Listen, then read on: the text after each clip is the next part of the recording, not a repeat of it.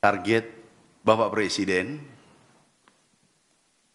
pertama kepada kami pada saat dilantik, yaitu 4 tahun harus swasembada pangan khususnya beras. Kemudian setelah 21 hari ada perubahan sedikit. Target 4 tahun menjadi 3 tahun. Setelah 45 hari ada perubahan sedikit lagi. Dari target 3 tahun menjadi 1 tahun. Alhamdulillah hari ini mudah-mudahan tidak ada aral melintang 2 bulan ke depan, kurang lebih 3 bulan. Insya Allah Indonesia tidak impor lagi. Mudah-mudahan tidak ada iklim ekstrim. Kita swasembada. Dan hari ini, sampai dengan hari ini, produksi kita hari ini 33,1 juta ton sesuai BPS. Januari sampai dengan November. Perkiraan produksi kita yaitu 34 juta ton di akhir tahun. Dibandingkan tahun lalu, produksi kita 30 juta ton. Kemudian khusus bulan ini beras terjadi deflasi, yaitu minus 0, saya ditunjukkan datanya, minus 0,13%. 5 tahun terakhir, ini pertama di bulan September. Di saat paceklik,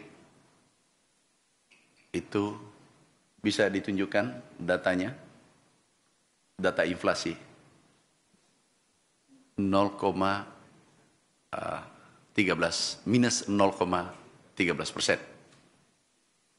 Ada data yang lain, bukan ini. Bisa ditunjukkan datanya? Operatornya yang mana? Berikutnya. Nah, stop. Ini menarik. Produksi kita oleh FAO diprediksi kenaikannya adalah nomor 2 terbesar dunia setelah Brasil. Ini FAO. Kemudian bisa dibuka inflasi NTP kita.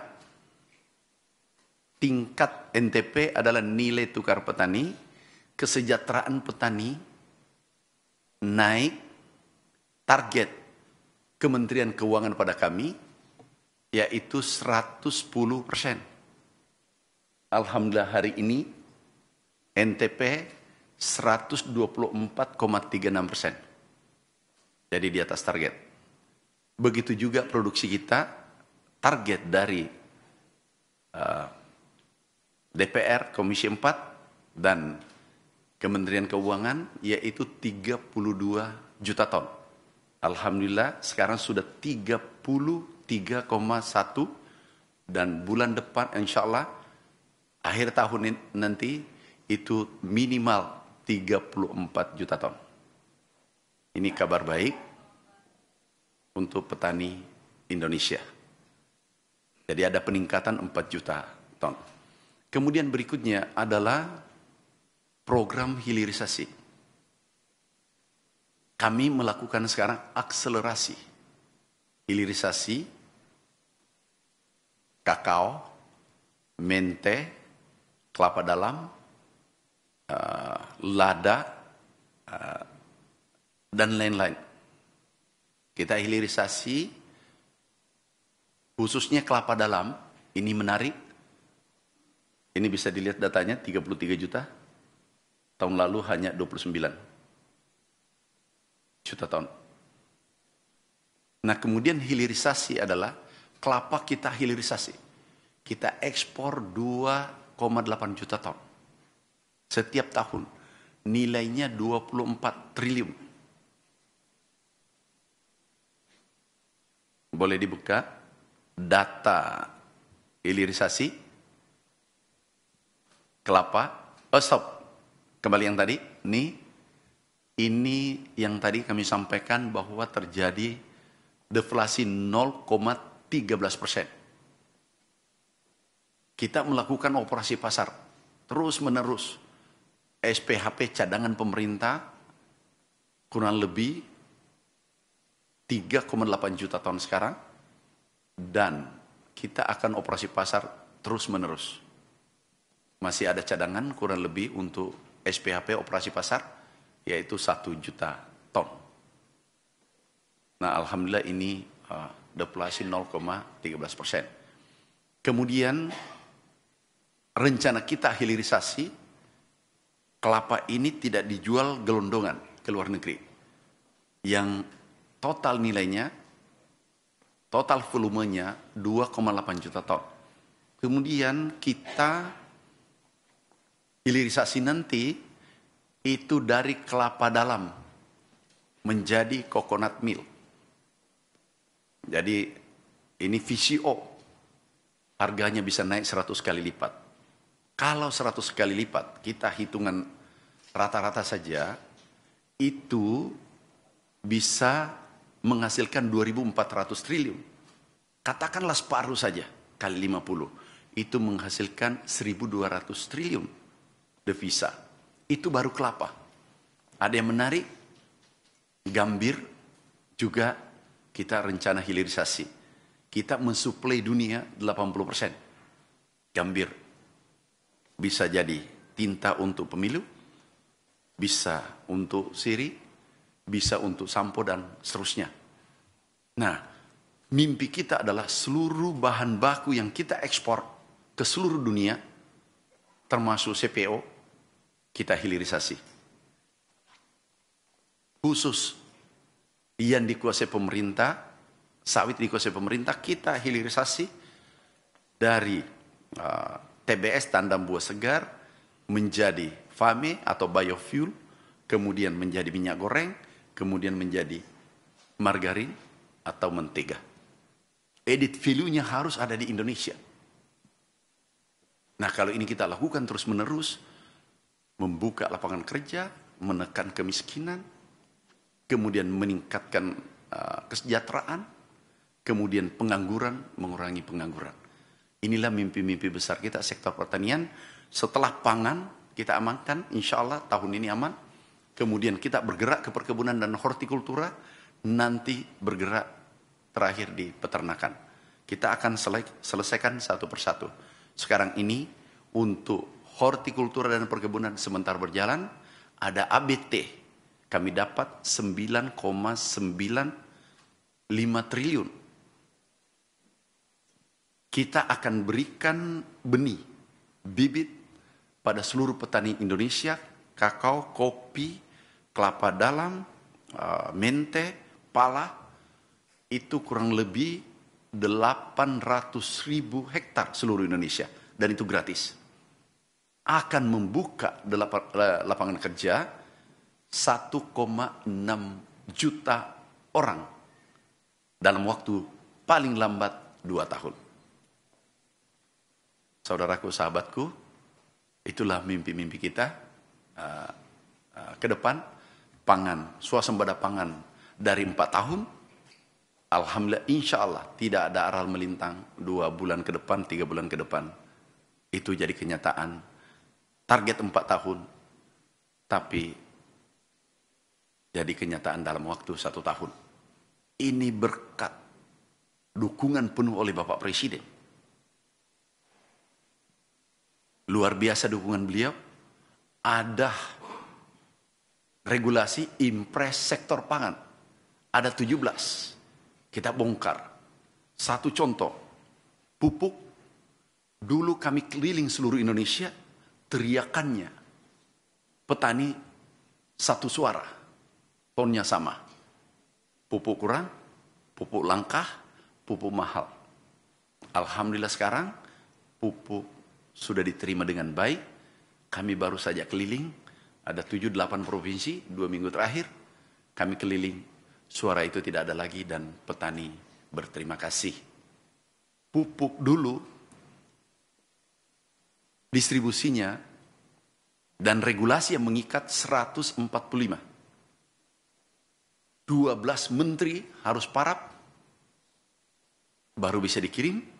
Kemudian juga harus diketahui 38 gubernur dan 514 bupati dan wali kota se-Indonesia baru pupuk tiba di lapangan.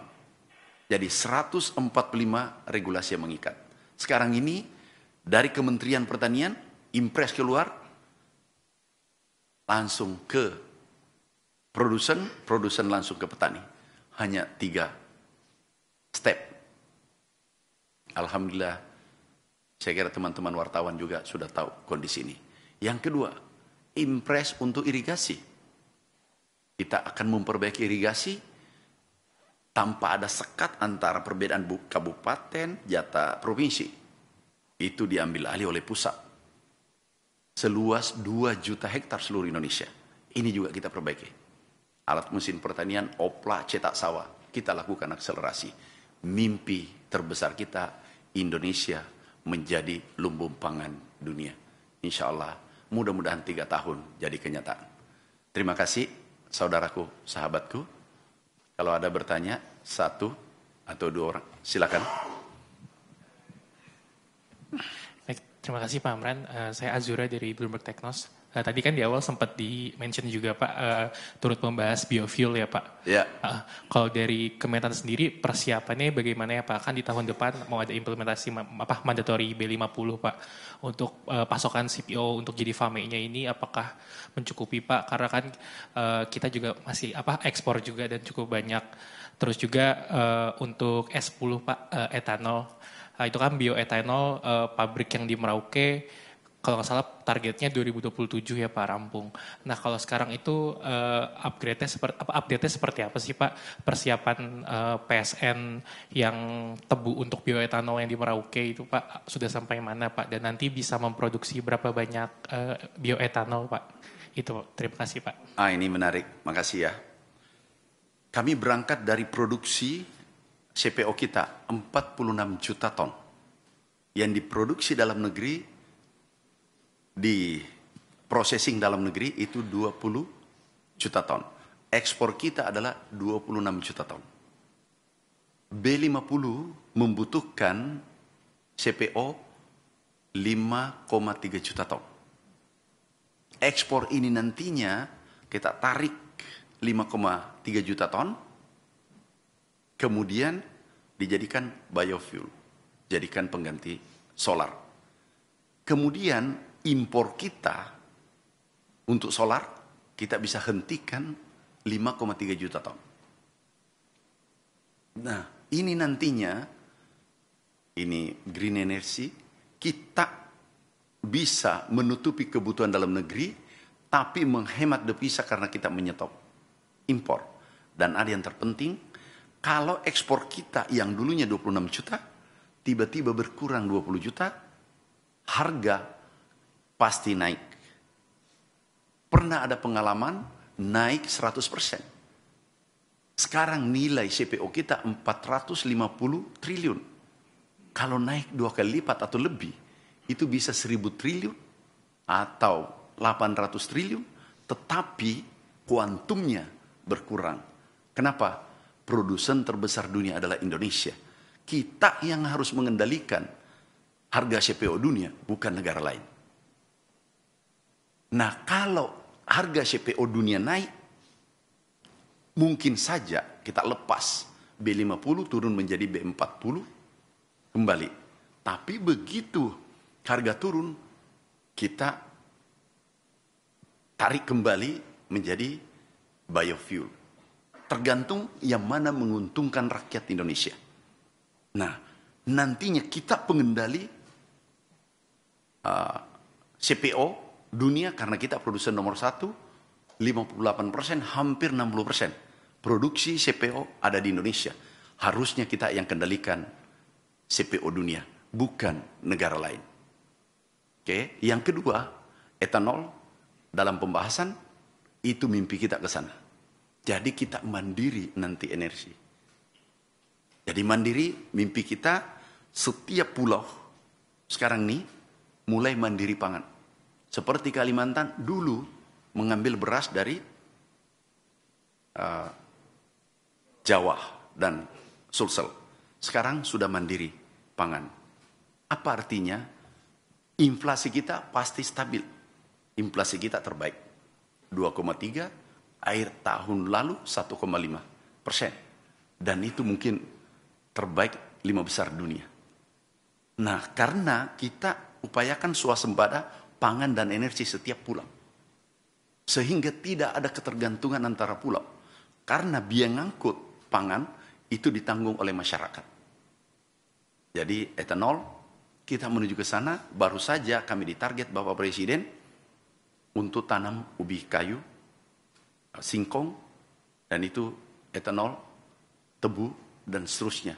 Sumber-sumber energi kita dalam negeri kita optimalkan.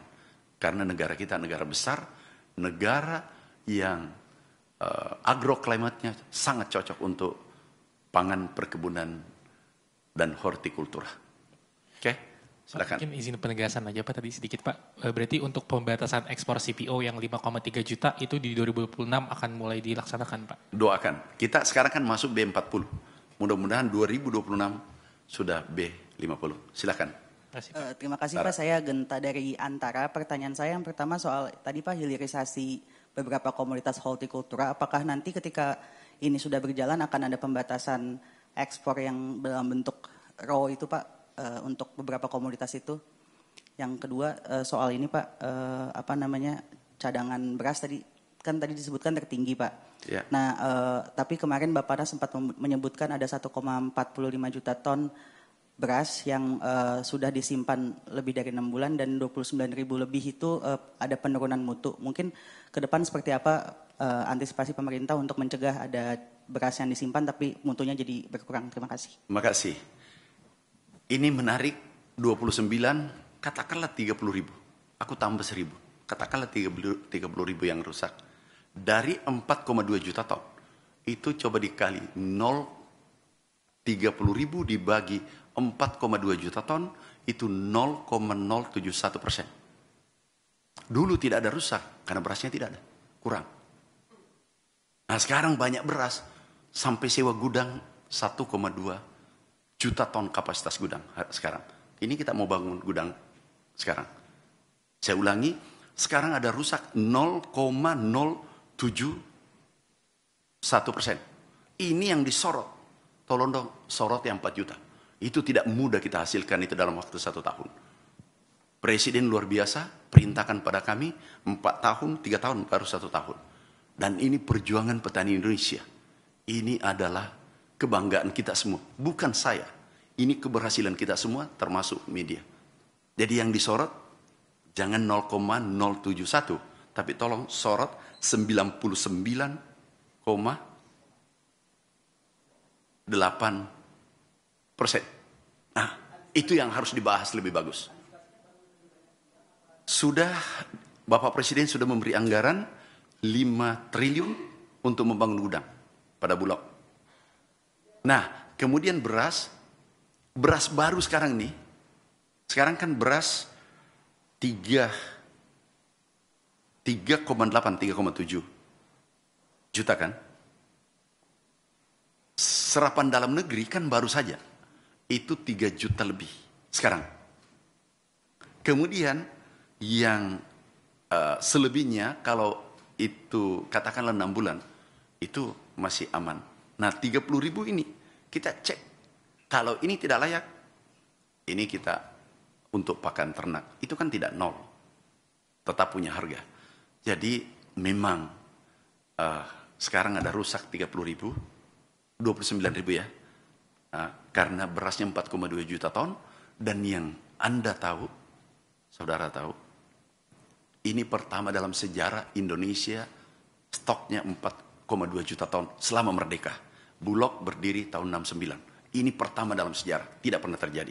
Stok tertinggi, kemudian NTP naik, dan ada yang menarik adalah penyumbang PDB tertinggi pertama itu Jawara adalah pertanian dalam sejarah. Nah, ini yang kita harus syukuri, bahwa pemimpin kita pro rakyat, peduli pada rakyat, apapun kami minta untuk kepentingan rakyat beliau penuhi. Oke, terakhir tinggal satu, kalau masih ada. Enggak ada lagi. Terima kasih saudaraku, sahabatku semua. Terima kasih. Wassalamualaikum warahmatullahi wabarakatuh.